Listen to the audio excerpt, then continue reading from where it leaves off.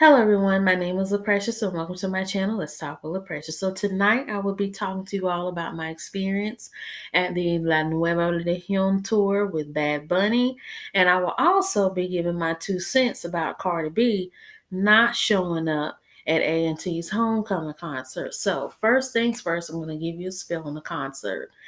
I want to say on a scale from 1 to 10, the concert was a 6. The reason why I say the concert was a 6 is because before I went to the concert, I felt something in my spirit tell me that there was going to be something just not right about this night. And it wasn't one of those gut wrenching feelings where, I shouldn't go because an explosion or a shooting or a stabbing is going to occur. It just told me that, this night is just not going to be as smooth as the night was when you went to the J Balvin concert. And lo and behold, it wasn't. When I went into the Coliseum, because I stay in North Carolina, I went to the Greensboro Coliseum where they had a concert. When I went into that Coliseum, there were no Bad Bunny displays where you can go and take pictures in front of them, like for the Vibras tour with J Balvin.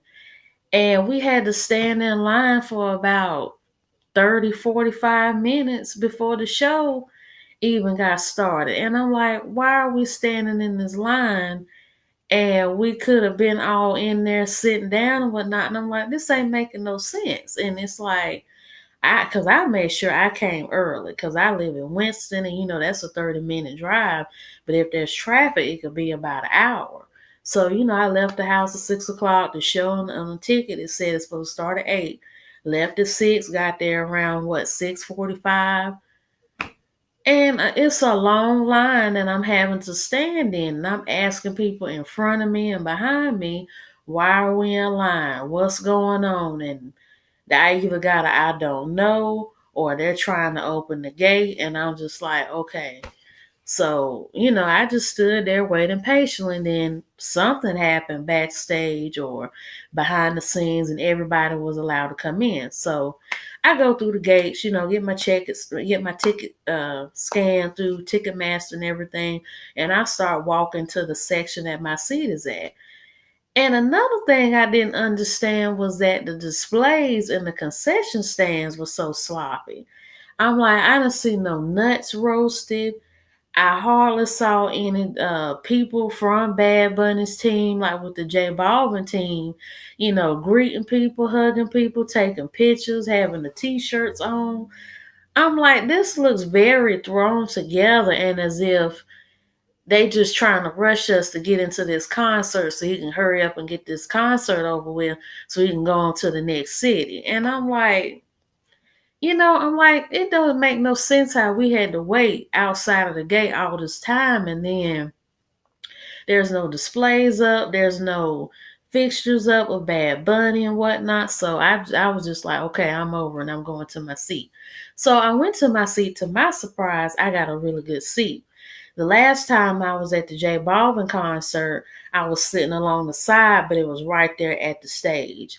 This time I was sitting right in front of the stage in the not in the balcony, like in the nosebleed balcony, but in the regular balcony. I don't know my Coliseum terminology for seating, but you get my drift. I was pretty much facing Bad Bunny on the stage where my seat was. So it wasn't like I was real high, couldn't see, or I was real low and had to reach up and get my phone just to see. I was right there, front and center where the stage was. So I saw him the way the floor seat people saw him.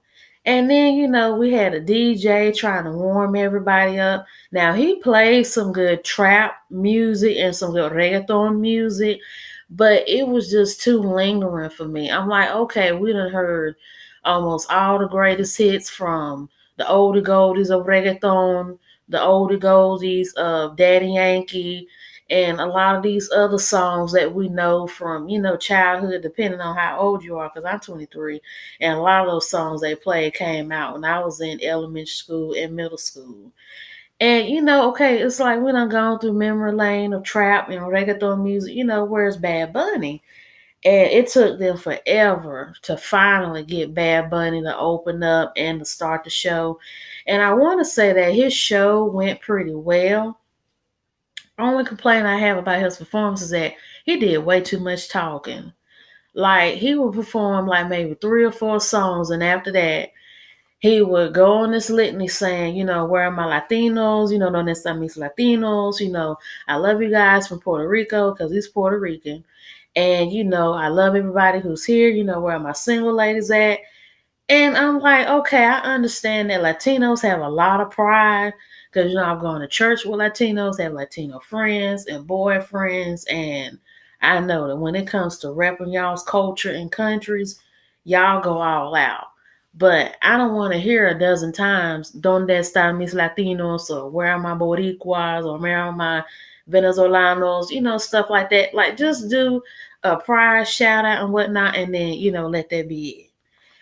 And then, it was some stuff that I kind of noticed behind the scene, not behind the scenes, but while I was there.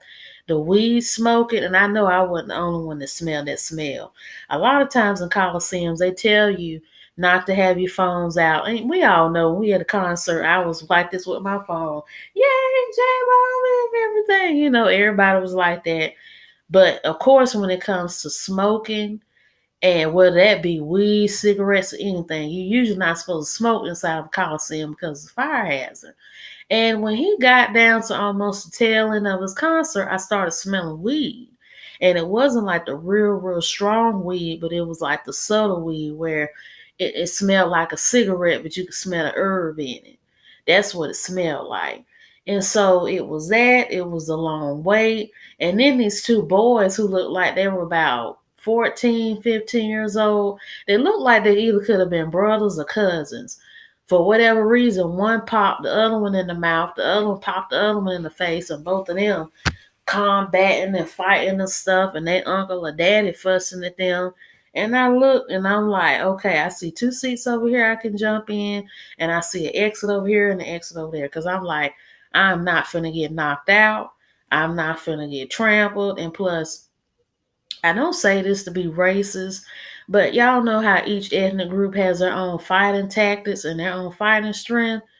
To anybody who knows Latinos or Latinos, y'all know when y'all fight, y'all could tear up some stuff where people can end up dead, in the hospital, messed up, or you make them so mad from knocking them in the chest or in the back. Now they want to fight you. And I'm like, I'm not trying to get in that scenario. I came here to listen to Bad Bunny and to have fun and to dance or whatnot, and to have a good time. But other than all the other stuff that I mentioned, he did put on a good performance. He sang every song. He hit every note right. He did every shout out. And I did like how at the end of the show, he did jump off the stage and greet his fans that had the floor seats. He shook their hands, hugged them. I think he may have taken a few pictures with them while he was there in front of the stage. And then I think he performed like the tail end of Crippy Kush, and then another song he had did. I can't remember the name. And then, that was the end of the concert. One thing I will say is that in Greensboro, they're having like a Latin season because in September, and I think I mentioned this in the J Balvin video, but if I didn't, here it goes. In September was the Romeo Santos concert. Then in October, it was J Balvin. Then in November, it was Bad Bunny. And in December, it's Ozuna. I went to J Balvin, 10 out of 10, hands down. Bad Bunny, 6 out of 10. Ozuna, I'm not even going to that one because number one, due to my personal situation in my life, I don't need to go out anymore. I just need to kind of sit it down and take things nice and easy and slow. And number two, I'm not going to get gypped out of my money for a ticket and an Uber ride to and fro from the Coliseum because I have a coworker who has some friends that bought tickets to see Ozuna, and he stood them up and said they didn't get a refund for their money or nothing. Then he was supposed to perform on December the 15th at the Greensboro Coliseum. Then they pushed it back to the 20th. I'm like, okay, so I done heard this, and I've already seen you kind of push back your concert. So that's letting me know I don't need to see you. I'm not finna buy no ticket, stand in line like I had with Bad Bunny, and you not show up or halfway do your performances. So I'm not finna get screwed out of my money, dealing with you. Last but not least, I also want to talk about Cardi B. So, Cardi B was supposed to perform this past week. No, not this past week. Last weekend at A&T's homecoming concert. Her face has been on the ticket for the longest because back in September or in October, I was looking up, different people I was interested in about seeing in concert. So, I saw J Balvin, Bad Bunny, Cardi B, and that whatnot. I said, well, I might go and see Cardi B, but before I do anything, I always like looking at the reviews to see how other people have fared with them or how other people have experienced them to let me know if this is a good person to see or not. Cardi B has some terrible reviews on Ticketmaster. A lot of the comments say that she shows up late, she halfway performs songs, she's just not really into it, and she does a half-butt job at performing. And I'm like, okay, Cardi B, you got Bodak Yellow, Invasion of Privacy, I Like It, and all these other hits, and you always do these grand performances at other places. So why, when it comes to North Carolina people, you kind of pooping on us in a way? So I'm like, okay, that's letting me know a lot about you. So boom, I'm not going to see you in concert. But what puzzles me is there was a report when she was supposed to come, because I found this out in a class that I was taking, because I was asking around about some different clubs and concerts to go to, so I could be more open minded or get more into the music scene. And one of my classmates said that she wasn't coming because she was supposed to sick. I didn't buy that sick story at all. And my grandma even said they announced on the radio or TV or wherever that she couldn't come because she was sick. I didn't buy it. Because if y'all pay attention to Cardi B, in the first week of November, that Friday or Saturday she was supposed to come to Greensboro to perform, she was arguing with Cardi B on IG Live the whole week. Then she was promoting her song she did called Me Mommy or Me Papi. And then she had another single called Money that she's been performing. So I'm like, Cardi B, I don't see how you can get so sick where you canceling shows and whatnot. And you just did a major show in New York. So I'm like, how can you have time to argue with Cardi B, promote this new single, and then promote your other new single? And then not too long after that, they showed a picture of her in jail visiting her friend Star Brim, who went to jail for, I think, tax evasion or something she did, with the law, or with some type of fraudulent behavior. And so I'm like, Cardi, you're visiting your friend in jail, then you're just doing all the stuff. And I lost all respect for Cardi B.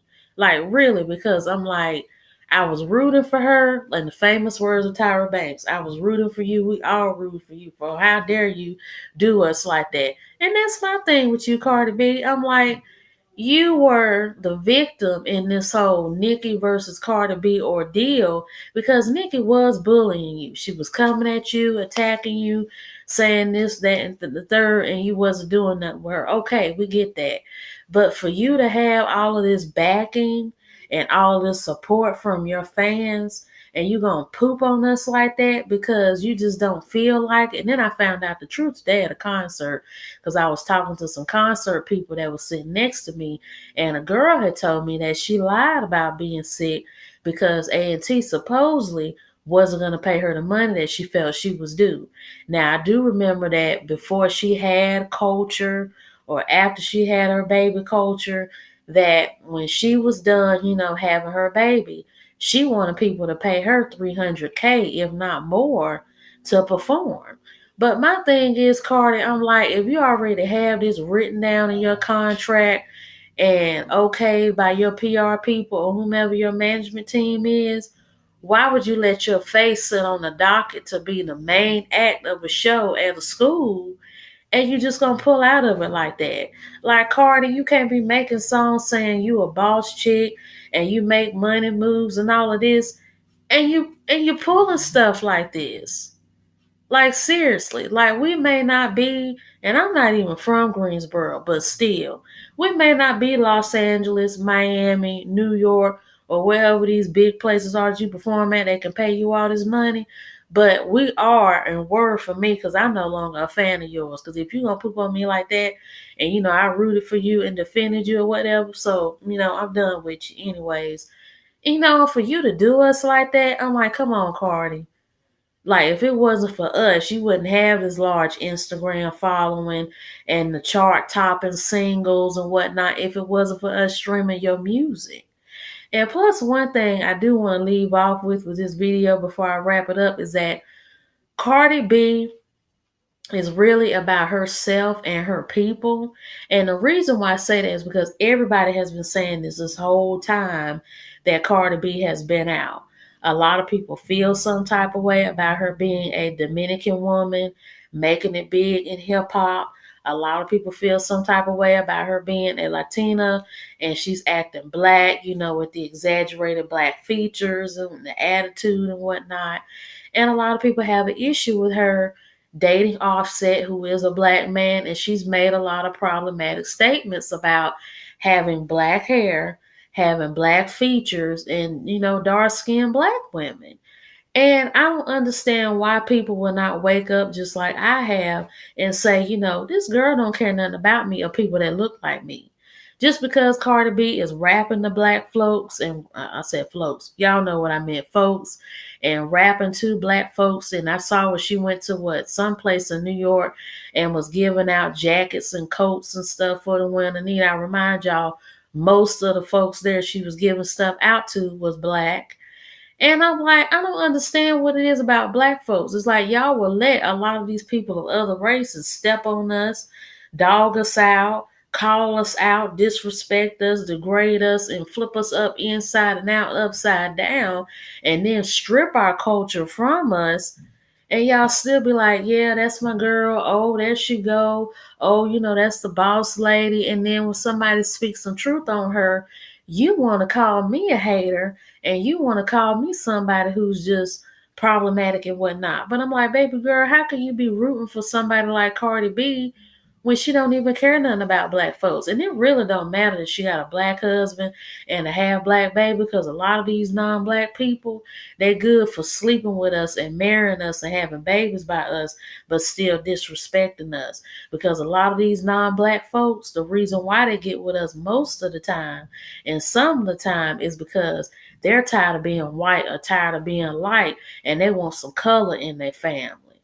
So they can at least say that there's some type of interesting or some type of exotic, or there's still some type of colored person per se. So I hope you all like this video. Please don't forget to like, subscribe, and leave a comment in the comment section. Have a good day. Bye.